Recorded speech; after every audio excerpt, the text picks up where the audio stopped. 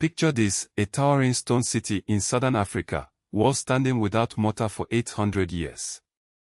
European explorers refused to believe Africans built it. They were wrong. Welcome to Great Zimbabwe, the heart of a civilization that thrived centuries before Columbus sailed. This is Myth vs. Fact History Channel, where we dismantle lies with evidence. Let's start with the biggest myth of all, that Africa had no history before colonialism. The truth. Africa birthed humanity. The first tools, the first art, the first cities all African. Take the Ishango bone from Congo. This 20,000-year-old tool isn't just a tally stick. It's proof Africans calculated prime numbers and lunar cycles when Europe was still in the Ice Age. Fast forward to 1100 AD. Great Zimbabwe rises.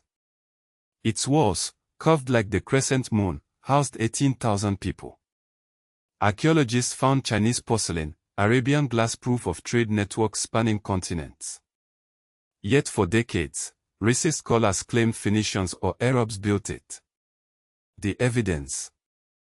Stratigraphy and Shona oral tradition confirm this was 100% African. Now to Timbuktu. You've heard it as a metaphor for nowhere. Reality. It was the Oxford of the Sahara. By the 1400s, its libraries held 700,000 manuscripts, more than all of Europe combined.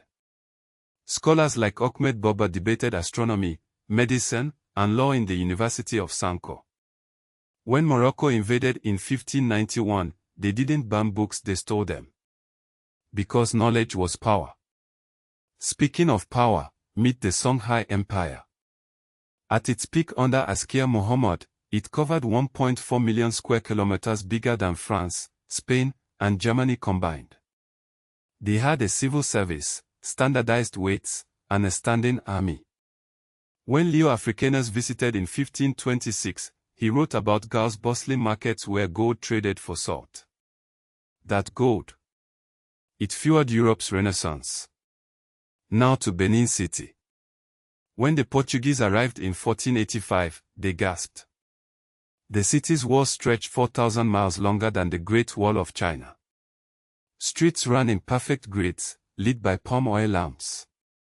Portuguese records admit Benin was cleaner and better organized than Lisbon. Yet history books called it a mud-hot village. Lies. Even slavery narratives are twisted. Africans didn't just arrive in chains in 1619. Free Africans sailed with Columbus in 1492. Enslaved people weren't passive, they bought freedom, fought in wars, and built banks. The kola nut in your coke. West African. The banjo. African. The syncopation in jazz. African. This isn't just history, it's the foundation of our world. The myth of primitive Africa was a colonial invention to justify theft. The truth. Africa was, and is, the cradle of civilization.